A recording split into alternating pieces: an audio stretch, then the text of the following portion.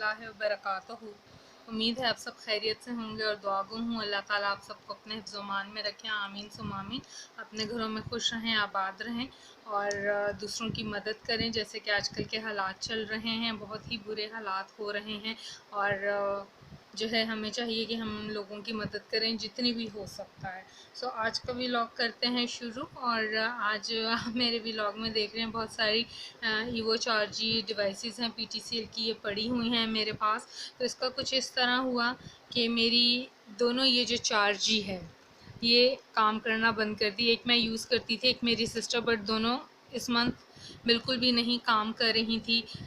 ना pages open हो रहे थे, ना डाउनलोडिंग स्पीड थी, ना अपलोडिंग स्पीड थी। सो मैंने इसकी कंप्लेन की इनके मेन ऑफिस जौहर टाउन में। तो उन्होंने कहा यहाँ से तो इसके सिग्नल वगैरह आ रहे हैं, आपका डाटा भी पड़ा हुआ है, आप हेल्पलाइन कॉल करें।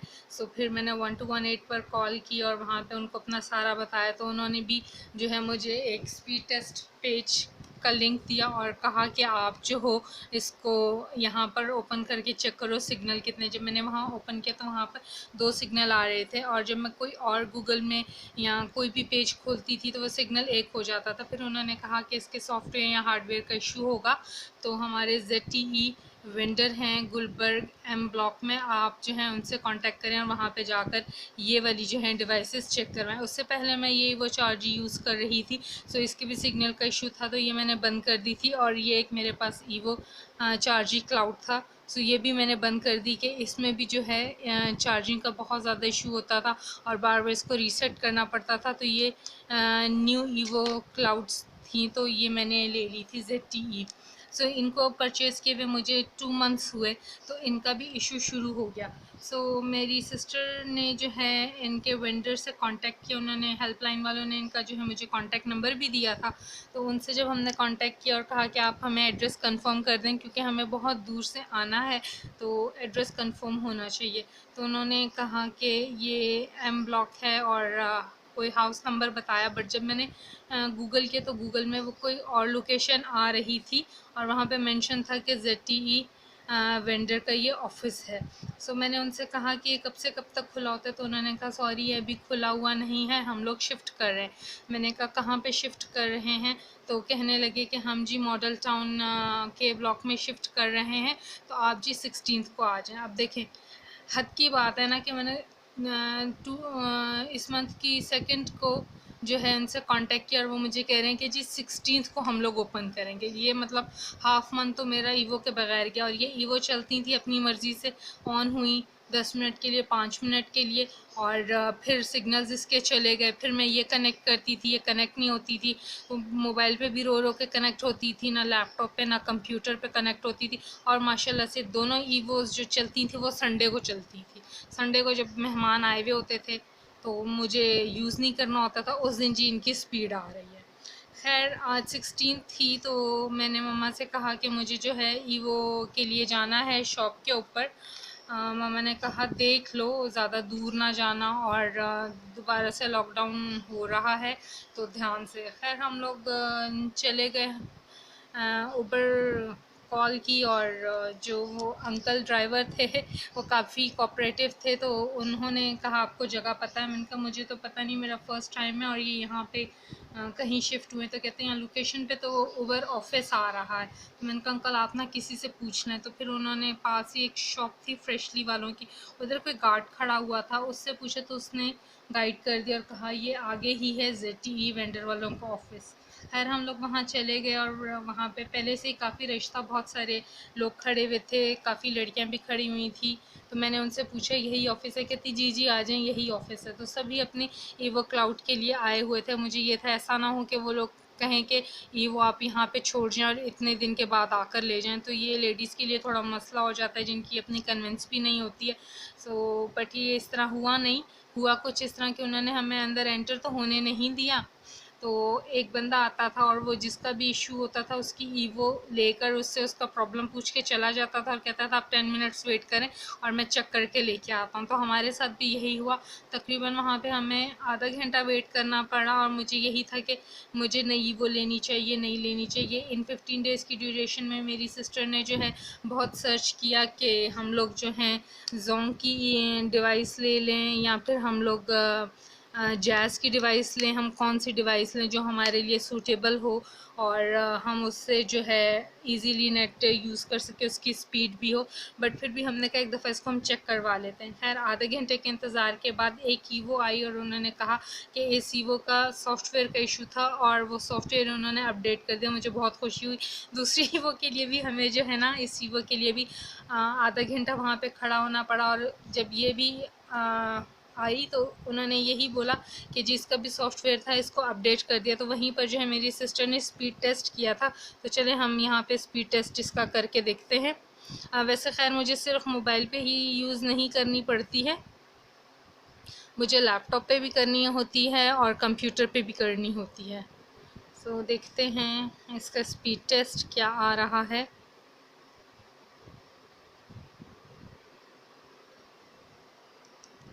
सो वेट करना पड़ेगा, सिग्नल इसके लो हैं।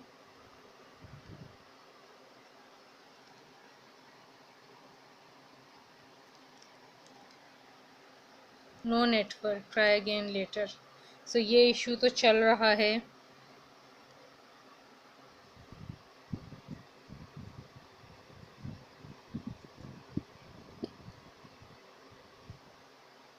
अब देखें, लड़कों के लिए तो कोई इशू नहीं होता, बाइक पे बैठे हैं और जहाँ उन लोगों ने जाना है वो बाइक पे चले जाते हैं। सारा इशू जो है फीमेल्स के लिए होता है कि आपने जो है पहले पूरे घर के काम करने हैं और उसके बाद जो है आपने करना है।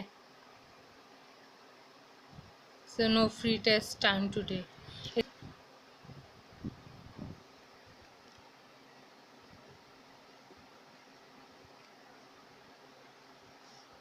करते हैं स्टार्ट।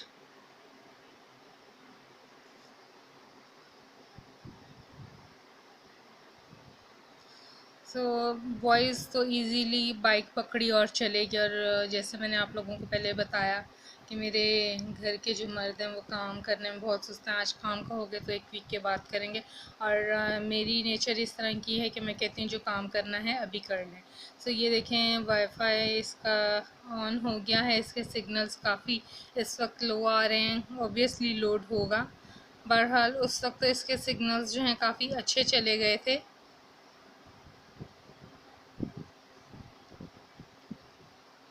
और ये आप देख सकते हैं स्क्रीन पे। सो बेहतर है चल जाएगी। और अगर ये इस मंथ नहीं चली तो फिर मुझे ये चेंज करनी पड़ेगी। और ये डिसाइडेड है कि मैं जंप करके जैस की विंगल या जोंग की विंगल ले लूँगी।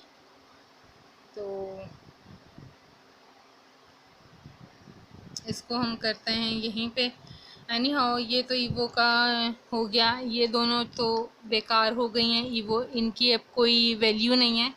ये फिर काम करेंगी, इसको मैं इस मंथ जो है रन करके देखूँगी कि आया ये सही चल रही हैं या नहीं। और नेक्स्ट मंथ फिर देखते हैं कि इनके साथ क्या किया जाए। जब भी ईवो का काम हो गया तो उसके बाद हम लोग वहाँ से बाहर की तरफ आए हैं तो काफ़ी जो है वहाँ पे हॉकर्स खड़े हुए थे, फ्रूट हॉकर्स। तो मैंने कहा चलो थोड़ा सा फ्रूट ले लें कि आजकल जो चल रहा है कोरोना का, तो उसमें चाइना ने जो रिपोर्ट दी थी वो उन्होंने उस रिपोर्ट में ये बताया था कि आप अपनी इम्यूनिटी को बूस्ट करें और उसके लिए आप फ्रूट खाएं। और उसके लिए उन्होंने फ्रूट बहुत ज़्यादा सस्ता कर दिया था कि हर जो है अमीर गरीब के पहुंच तक जो है फ्रूट हो। बट यहाँ पाकिस्तान में क्या है, जैसे ही कोई आफत आती है तो महंगाई इस हद तक बढ़ जाती है कि बंदा 10 दफ़ा सोचता है कि आया हम ये चीज़ लें या ना लें। तो मैंने कुछ फ्रूट लिया जो मतलब मेरी रेंज में था उस वक्त। तो ये मैंने कुछ फल से लिए हैं।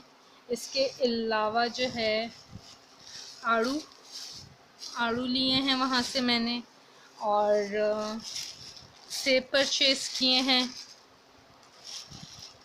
इसके अलावा जो हैं मैंने केले लिए हैं, ठीक है। और फिर थोड़ा सा जब आगे आए हैं तो मुझे नज़र आ गई थी लीची, फ्रेश लीची। ये देखिए, ये लीची मैंने ली है। और इसका तो बहुत ही मज़ा है। इसका मैं जो है शरबत भी बनाती हूँ, फ्रूट सैलेड में भी यूज़ करती हूँ और ये बहुत बहुत ज़्यादा मज़े की होती है। तो ये चीज़ें मैंने वहाँ से परचेज़ की, तो मुझे ख़्याल आया कि अंडे तो ख़त्म हो गए हैं, तो मैंने कहा चलो यहाँ करीबी शॉप से अंडे ले लेते हैं। तो देखें शॉपर्स भी अब ये लोग नहीं दे रहे, शॉपर्स बंद कर दिए और कहते हैं कि अगर आपको शॉपर परचेज़ करना है तो उसके आपको पे करने पड़ेंगे, यानी छोटा शॉपर 5 रुपीज़, बड़ा 10, और इसी तरह 20, 30 और 50 से 100 तक है। तो अब ये हालात आ गए। सो उन्होंने मुझे इस बैग में जो है ना अंडे दिए हैं। और अब देखें गर्मी इस कदर है, जून जुलाई, तो अंडे सस्ते होने चाहिए। 2 वीक्स पहले मैं 88 रुपीज़ के दर्जन अंडे लेकर आई थी, बट आज उन्होंने मुझे 120 रुपीज़ के दिए, यानी विद इन 2 वीक्स आप इमेजिन करें कि 22 रुपीज़ इंक्रीज़ हो गए, बल्कि नहीं 32 रुपीज़ इंक्रीज़ हुए।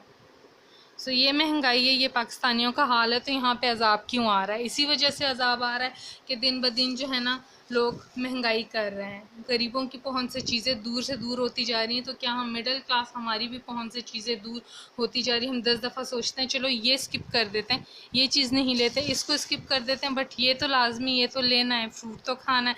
क्यों? क्योंकि बहुत सारे डॉक्टर्स भी कह रहे हैं कि आप जो है ना बेकरी के आइटम्स ना खाएँ, क्योंकि हमें नहीं पता कि वो किन लोगों ने भी बनाए हैं, जो है हाइजीनिक थे नहीं थे, उनको कोरोना हुआ था, स्वेटिंग का कोई इशू, कोई बीमारी। सो बजाय ये मैदे की चीज़ें खाने के, आप जो हो नेचुरल ये फ्रूट्स वगैरह ये चीज़ें खाएं, जिससे इम्यूनिटी सिस्टम इम्प्रूव हो और आपका जब मदाफ़ती निज़ाम बॉडी का जो है बहुत अच्छा होगा, तो कोई भी बीमारी जो है वो आप पर अटैक नहीं कर सकेगी। बट यहाँ पाकिस्तान में तो उल्टा ही हिसाब है। तो बहरहाल ये चीज़ें थी थोड़ी बहुत जो मैंने ले ली। इसके बाद जो है ना मुझे था कि मैं जो हूँ इमली आलू बुखारे का शरबत लूँ, पीऊँ। तो बहरहाल वहाँ पे था तो मेरा दिल नहीं माना, मैंने स्टोर से जो है ना ये फ़्रेश आलू बुखारा ही परचेज़ कर लिया। 140 रुपीज़ का जो है आलू बुखारा उन्होंने मुझे आधा पाव दिया है। तो अभी इसका मैं शरबत बनाऊंगी, वो फिर नेक्स्ट वीडियो में मैं आपके साथ उसका ट्यूटोरियल शेयर करूंगी। बहुत अच्छा होता है, ठंडा होता है और गर्मी में आलू बुखारे का शरबत पीना चाहिए। मैं बहुत बहुत ज़्यादा बनाती हूँ और ये सिंपल भी बनाती हूँ और इमली के साथ भी बनाती हूँ। तो ये दोनों जो है ना मैं आपके साथ शेयर करूँगी। और ये इसमें बिल वगैरह इसके पड़े हुए हैं। जब हमारी ये ईवो ठीक हो गई थी तो हम लोग बहुत खुश थे, तो मैंने अपनी सिस्टर से कहा कि इसका जो है ईवो का बिल भी पे कर देते हैं। मेरी सिस्टर ने कहा हाँ हाँ ज़रूर, क्यों नहीं, पहले मुझे स्नैक्स पे कर दो। तो ये देखें, ये मैंने उसको स्नैक्स पे कर दिए हैं। जब भी सर्चिंग करते हैं तो ये हैं चीटोस, कौन सी इनकी कंपनी है, बाइट्स हैं चीटोस के, फ्रूटी ले वालों की है और ये बहुत अच्छे हैं। वेजिटेबल फ्लेवर लिया है, इसमें केचप फ्लेवर आता है तो वो अवेलेबल नहीं था। तो ये मैंने इसको काफ़ी सारे स्नैक्स ले दिए। जब सर्चिंग कर रही होती तो दिल करता है कि जो है ना मैं कुछ ना कुछ स्नैक्स मुँह में डालूँ।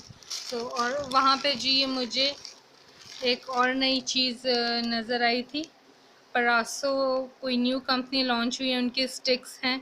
ये सेंटेड फिल स्ट्रॉबेरी वेफ़र्स हैं और ये इसमें एक है चॉकलेट वेफ़र है और एक इसमें ऑरेंज फ्लेवर है। तो ये तीनों फ्लेवर्स मैंने ले लिए। मैंने कहा चलो इसको हम ट्राई करेंगे कि ये तीनों फ्लेवर्स जो हैं कैसे हैं और ये कंपनी कैसी है, कि फ़र्दर हम इस कंपनी की कोई प्रोडक्ट परचेज़ करें या ना परचेज़ करें।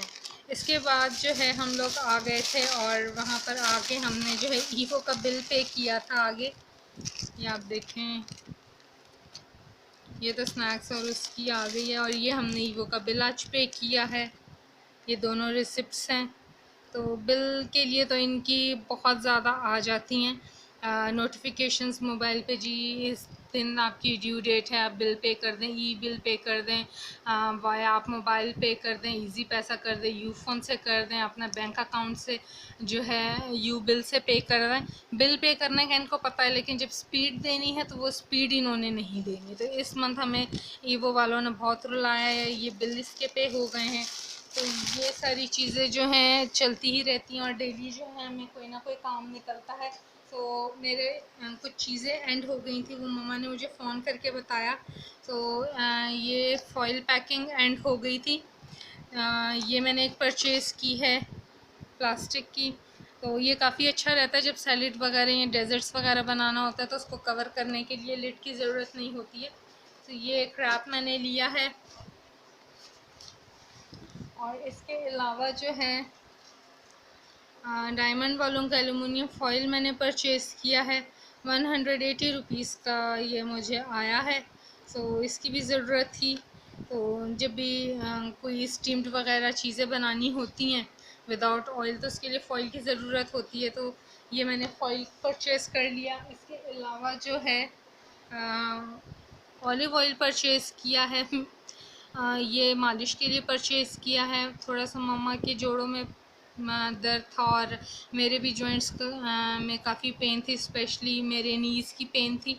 तो मुझे जो है हकीम साहब ने कहा था कि ज़ैतून के तेल की जो है ना आप लोग मालिश करें, और उस पे जो है आपने अव्वल आखिर दुरूद शरीफ के साथ 11 मरतबा सूरह फातिहा पढ़ के दम करना और ये मालिश करनी। तो इंशाल्लाह ये जोड़ों का जो दर्द है ना ये चला जाएगा। वैसे तो खुराक की कमी भी होती है, बट उन्होंने जो चेक करके दिखाया था, बताया था, तो उसमें यही था कि आप इस तरह जो है ना इस तेल की मालिश करें तो दर्द बिल्कुल ठीक हो जाएगा। सो ये मैंने ऑयल परचेज़ कर लिया।